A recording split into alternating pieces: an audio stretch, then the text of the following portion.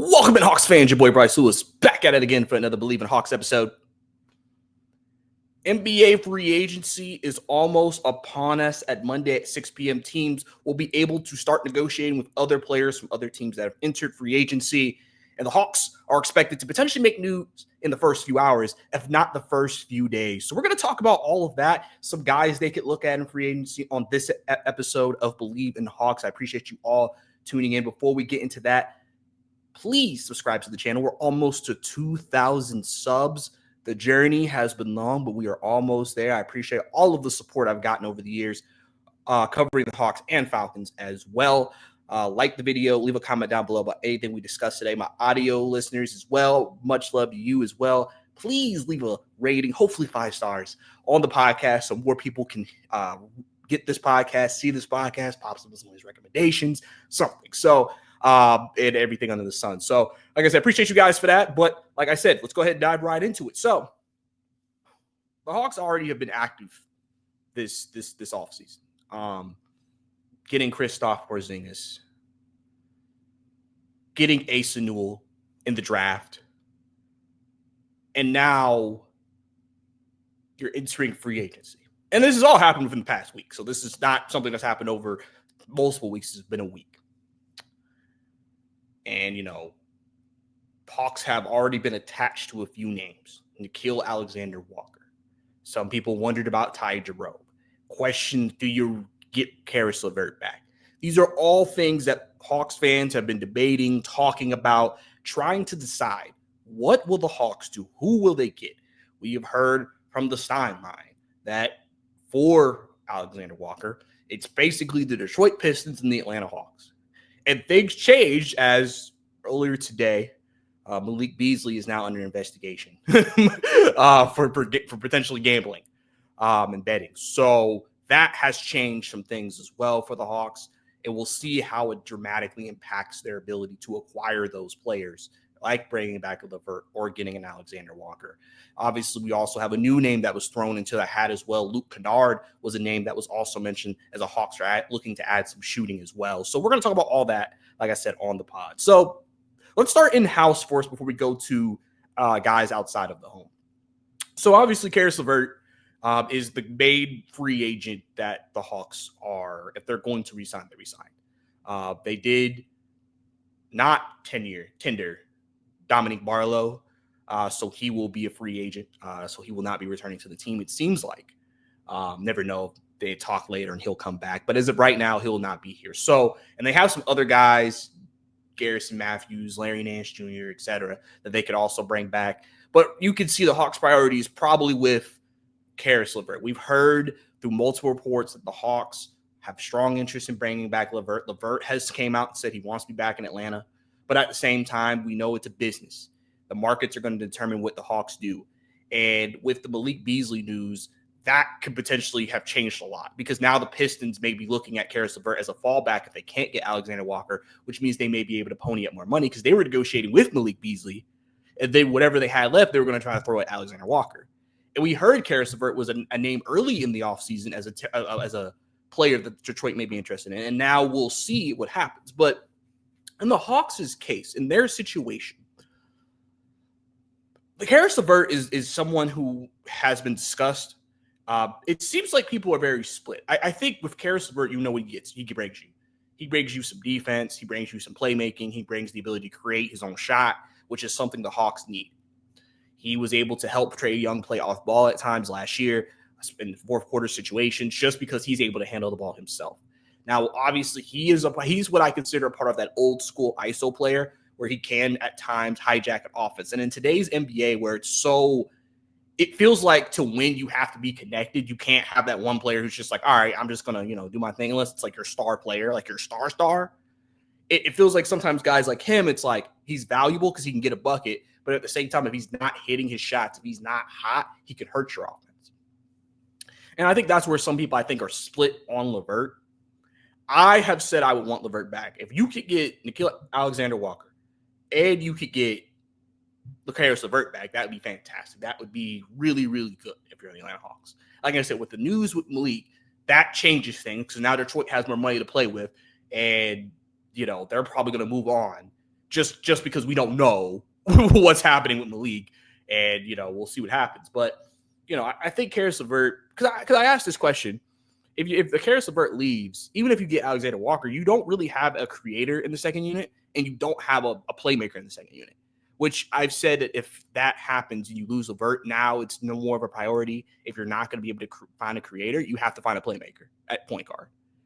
Because now at that point, your second unit, who's creating offense for who's able to get a shot in that second unit? Because Newell is not an offensive guy. We'll see who they use as the backup center, but obviously as a big, you have to be fed the ball. Walker is more of he's a guy who could take you off the dribble, but he's not like a shot creator.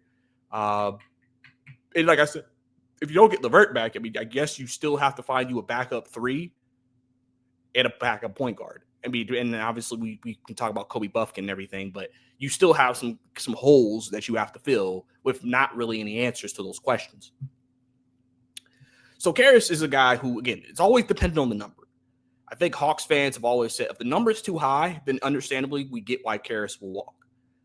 And like I said, with Detroit having some more cap space, we don't know what they're going to offer. We don't know if it's, hey, we're going to negotiate with Walker. If we can't get Walker, we'll just go ahead and have Levert call his representation. Hey, this is what we'll offer you if we can't get Alexander Walker. And the Hawks didn't have to decide, okay, do we want to pay Alexander Walker whatever the price is, which some Hawks fans have talked about how high they want that number to go, which we'll get into. And then are we able to also pay Levert at a comfortable price? Because essentially what you're trying to do if you're Detroit in that situation is offer Levert a contract that will make the Hawks uncomfortable and be like, I don't know if we want to pay that for him. It's just he does have value to this team because of the things I've mentioned. And I've said this about guys. These guys are role players. Every role player has a weakness. So if you don't like something about a guy, I mean, there's no player you're going to bring in that's going to somehow fix the issues he had. Because even if you have someone who doesn't do what he does, he may not be able to do the other things he can do well. So it's like you have to just kind of figure out within the scheme of your team what works, what do you need, and what are you willing to live with. And so, for the Hawks, I think Caris Levert is a guy who, if you can, get him back for sure. But if not, then you got to figure out what that is. And if that is Luke Kennard, and you just feel like maybe we should add shooting in that spot, obviously, like I've said, you got to shift more to a playmaking point guard. So I love to hear you guys' thoughts on Caris Levert. Would you want Caris Levert back? And if so, what price would you want him at? What are you comfortable paying him? That's what I would love to know in the comment section down below for sure from you guys. So now getting into outside of the home. Let's talk about Nickeil Alexander-Walker. He is the guy who has been connected to the Hawks for weeks with that trade exception that they have, the $25 million one that they have.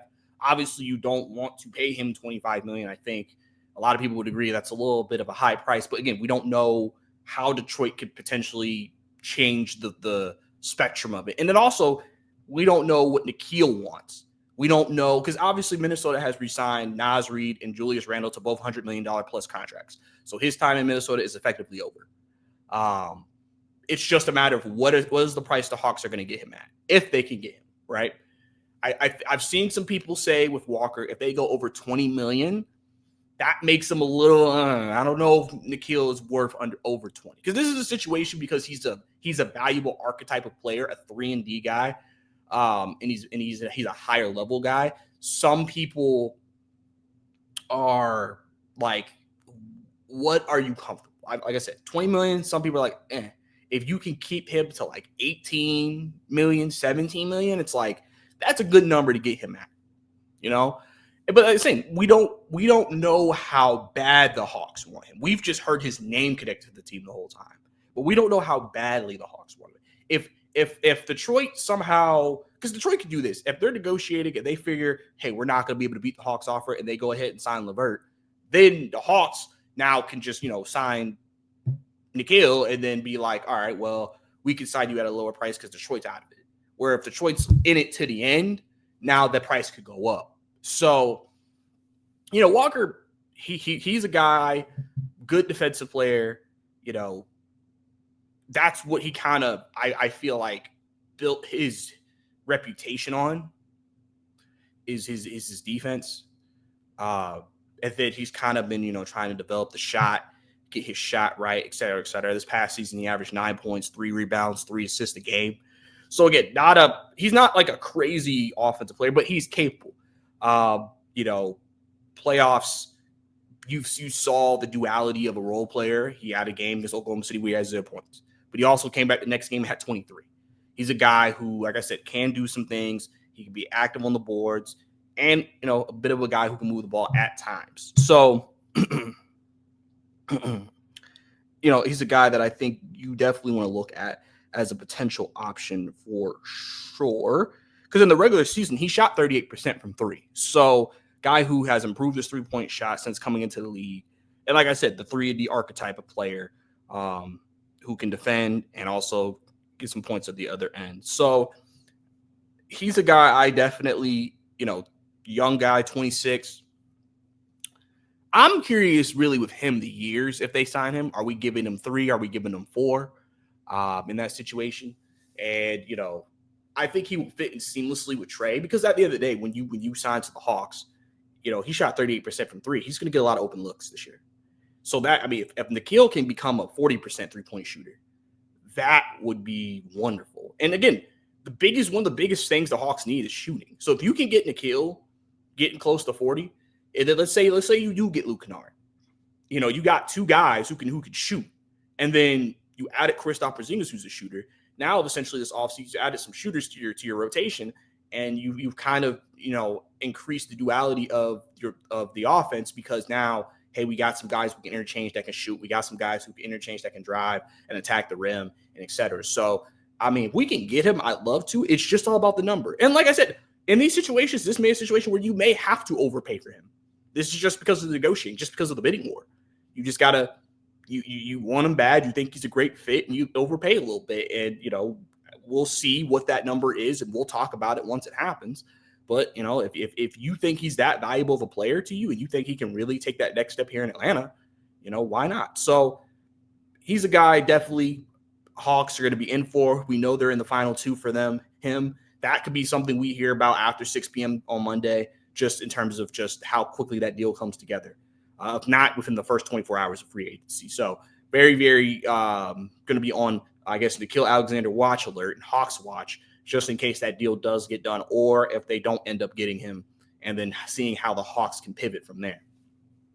Obviously, leave your comments down below about what you think about Nikhil Walker-Alexander, what you would pay him, what you're comfortable, and what impact do you think he can make on this team. So another guy who's been mentioned by some fans because of some of the moves this team's made has been Ty Jerome. Ty Jerome, after Cleveland re-signed Sam Merrill and et cetera, people feel like Ty Jerome will be gone. Now, Ty Jerome's an interesting case because he has probably only had one good year, which was last year. He was, I think, a 6-man finalist. I think finished 3rd, right? And people obviously have some concerns. Okay, was he a 1-year wonder? Did he just happen to have a good year because of the situation he was in Cleveland? Because situations can very much dictate how a player performs. Would his situation in Atlanta be the same as Cleveland, where it would make him be better or make him be worse? Obviously, we know his playoff run, especially in the second round, was not good, so people are already skeptical about that. Some people in the Hawks Nation has been like, I would like him just, again, someone you could break in and have competition with Kobe Buffkin, maybe someone you can trust. Because, again, if he plays like he played last year, and some people believe that what we saw last year is what he is now, in the regular season at least, that, he'd be a great fit. I think somebody brought up a great stat. I think it was Grant Shirley.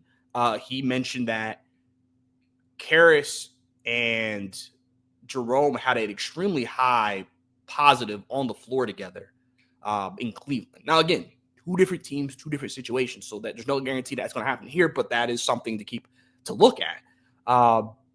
Especially, again, they said if you don't get Nikhil, maybe Ty Jerome's your other guy that you go get at that position. Again, I feel like with guys who've only had one strong year, of course, you're always a little weary of like, okay, do we think he can do the same thing here? Again, with Trae Young as your guy, you have to think about the minutes a guy would get. It's not like he's going to be playing 20-something minutes a game, at least in most situations, unless there's foul trouble, Trae Young's out, et cetera, et cetera. But I mean, Ty Jerome's an interesting guy for sure. He, like I said, made some strides as just an overall player. And like I said, Cleveland's situation is so conducive to what he did. It works. He's only 27. He averaged 13 points a game.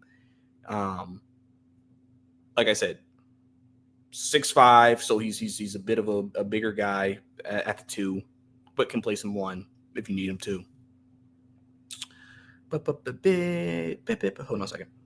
So he shot 43%, 44% from 3 this past year. So he was a sniper from 3. Which obviously, again, if you could break that in, that would be fantastic. If you could get another shooter. Because if you notice, a lot of the guys that they've been targeting are guys who are shooters. Your worst shooter is the guy you probably can resign in Caris Levert. But if you look at Nikhil, almost 40%, Ty, over 40%, Luke Kennard, you see what I'm saying? So clearly they're trying to address that issue of shooting with these additions. But I haven't heard the Hawks connected to him yet. Obviously, that doesn't mean they're not. Doesn't mean that he's not a fallback plan. But again, a guy is an option. If you lose Caris Levert, is that a direction you look in? So that's someone to definitely keep an eye on. Again, with him, money. What are you comfortable paying him? What are you comfortable giving him to come to Atlanta? Love to hear you guys' thoughts on him down below and what that could look like. Let's talk about Luke Kennard since we've been talking. Been a bit of a marksman in his career. He averaged 9 points a game this past season, 3 rebounds, 3 assists. Plays for the Memphis Grizzlies last year. Came from Duke. Yeah. Again, regular season, shot 43% from 3. So marksman, really good shooter, can do some different things. 6'5", etc. And like I said, they look at this as if they lose Levert, stuff like that. Again, you can't go wrong with shooting. You can't go wrong with shooting. I've said that I would rather have Levert over Kennard, clearly, but at the same time, if you get Kennard and then you can get you a playmaking backup point guard, I think it'll work because now you got a sharpshooter, Walker can shoot, and you got a playmaking guy. So he's a guy that if the Hawks go in that direction because they have to pivot because they can't get somebody they want, that wouldn't be a bad person. We obviously know the 3-and-D is a very valuable type of player. Kennard's one of the better shooting 3-and-Ds that are available out there. So I would completely understand the Hawks getting in that race, and he'll have multiple teams interested. But I don't think Luke Kennard's a guy who's going to break the bank. I could be wrong. I could be shocked, but I don't think he's going to break the bank at least. So again, a guy who you can look into, see what the numbers looking like, see what his market's like, and then if, like I said, you have to make that pivot after some decisions, you can go in that direction, add some shooting. Trae Young, Luke Kennard, dangerous duo if you think about it, especially with that type of shooting percentage. So again, and I think Kennard overall as a player has shown the ability to put the ball on the floor at times. And I think sometimes when we look at these types of players, we just think, are they strictly in the corner? The biggest thing, obviously these guys are not creators, but if you could just put the ball on the floor, that can mean so much because you can make defenses collapse. And do they have the ability to pass? Remember, he averaged 3 assists. So he has the ability to pass, make some plays for teammates. And, with that, can also lead to other good looks for other guys. So Luke Kennard, if that's the direction they want to go in, I'm all for it. All for Luke Kennard if we can get him, like I said, on a good deal. And again, if he's the backup plan, so be it.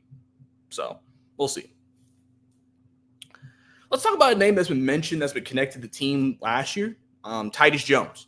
So he's a guy I've mentioned a couple of times as a potential option for the Hawks. The issue with him is obviously he's another small point guard. So, defensively, he's not going to be, great, but he can shoot, score a little bit. He averaged 10 points for the Suns and 5 assists, 10 and 5. If you're getting that from the backup point guard position behind Trae Young, you're happy.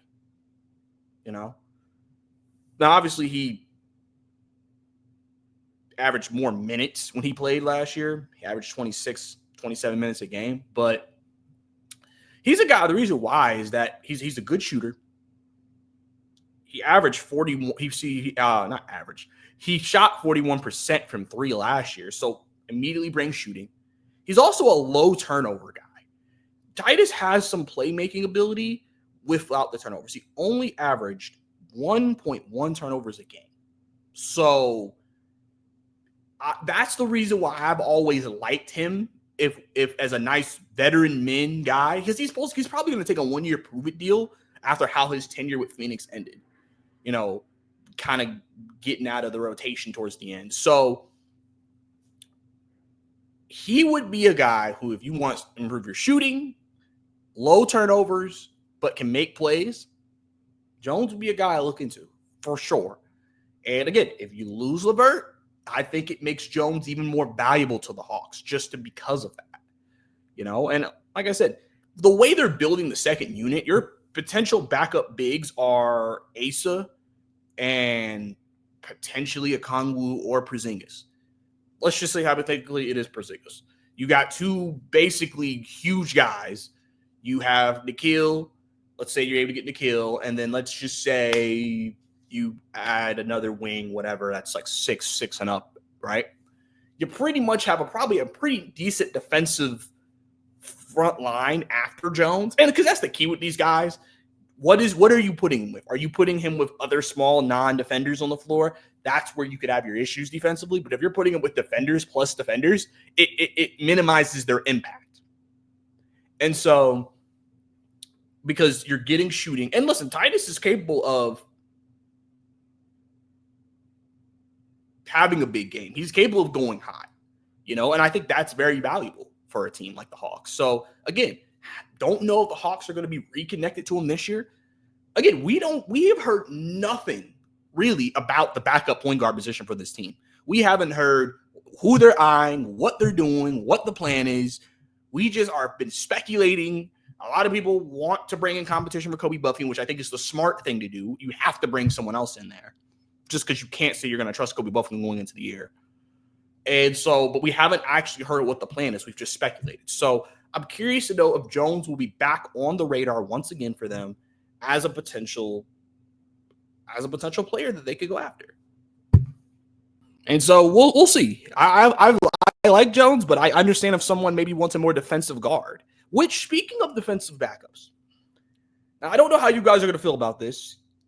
I don't think he will be extremely popular when I mention this name, but he's a name to mention. What about Gary Payton from Golden State? Obviously not an offensive guy, right? That's not what he's bringing to the table. He's bringing defense and a championship pedigree. That's what he's bringing. Obviously, we've heard how important he is to the Warriors defensively and everything. But, I mean, will we hate it? If the Hawks were like, hey, he's 32, so obviously you probably signed to a 1-2-year deal, would not be long. You know, only averaged 7 points, basically 3 rebounds. Like I said, not really a playmaker. That's not really what his thing is. Now, in the regular season last year, he shot 33% from 3. Postseason, he shot closer to 40, but I don't think I was on the same value. But he's one of the best defensive guards out there. So if they wanted to focus more defensively in that situation, could you go Gary Payton? I'm just bringing it up as a name. I'm not trying to say that is like a firm we should do it. Just wanted to know your guys' thoughts. If would Gary Payton be even someone y'all consider? A couple other names the Hawks could look at. Jared Butler played with the Sixers. 24-year-old guy, averaged 9 points. Played between Washington and Philadelphia. Averaged 9 points, 4 assists. He's another name you could maybe put to that point guard argument. I would have loved to maybe try to get into Quentin Grimes sweepstakes, but he's asking for some absurd money, $25 million. Listen, brother, you have some talent, so we're not going to deny it. When there was injuries, he stepped up. But I ain't giving you 25 for half a good year, bro. You know, if he's willing to come down off that number, we can talk. But I don't know if that is something I'm doing if I'm Atlanta. But he would be also another good name to also look at as well. I know within our own free agents that Larry Nance, because Barlow hasn't been given an offer, seems to be likely he'll potentially be back as that third center, maybe. So it'll be interesting to see if something happens with Larry. I'm curious. We've tendered Keaton Walls and Jacob Toppin. Curious to see what happens there. I know they signed Jalen Johnson's brother. So all these guys are potential options for the team. Another veteran name to throw out there, Malcolm Brogdon, potentially. Obviously, he's had some injury issues, but another guy you could potentially bring out there. If you can't maybe get Levert back, do you look at a Bruce Brown potentially? I don't know if his number is going to be too high. There's some names for sure that you could go after. Somebody mentioned you bring back Dennis Schroeder. I mean, I don't know if the Hawks want to do that. I mean, I don't know how you guys feel about that. I mean, Dennis Schroeder would be – Dennis, obviously he's a score-first guy. He wouldn't be bad to have, especially because it seems like Detroit's going to move on from him. But I don't know about Dennis. I mean, again, these are all just potential options that you can look into as a potential guy to look at. So, those are just some names, like I've mentioned, that we can look into, see if that's something. I know early in the offseason, some people had even mentioned Jonathan Kuminga as a potential another sign and trade candidate. With how they've drafted, I think that's changed, unless you see him as a backup three, which, I think he can do.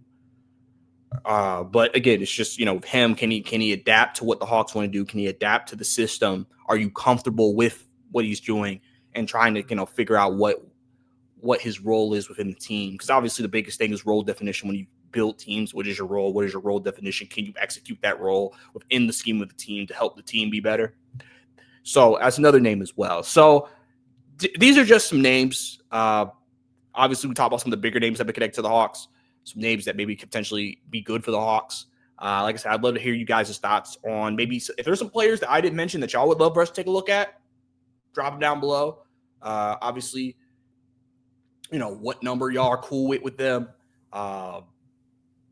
These are all potential possibilities. We'll figure out Monday at 6 p.m. when teams start negotiating with free agents what happens in the legal tampering period. And we'll see what the Hawks get themselves into around that time. So I'm very excited to see what's to come. I think it's kind of a more optimistic time in Atlanta Hawks basketball right now with some of the moves they've already made. And it'll be interesting to see how they can put the cherry on top. Because they make a couple more signings and you're pretty much your team set. So you just get into summer league action, you kind of go from there. So we'll have to see what happens, man. But I appreciate you guys tuning in for another Believe in Hawks episode. If you enjoyed this episode, subscribe to the channel, like the video, leave a comment down below. Getting closer to 2,000 subscribers. So if you subscribe, you are helping achieve a goal. You are a part of a journey. I appreciate you guys. Audio listeners, please leave 5 stars on the podcast so more people can see the podcast. We'll probably start to try the next couple of weeks, try to get some people back on the pod, get some more guests back on the pod. This week's been more of a solo pod week just because of all the stuff that's happened. If we get Walker, I'll be back tomorrow with another podcast on that edition, plus any other moves that potentially are made outside of that as well. So we're going to be a little active this week, I think, depending on what the Hawks do, and I'll be all over it for you guys because, because if you guys are investing in me, I want to invest in you guys. So I appreciate you guys for sure. But it's your boy, Bryce Lewis. See you next time.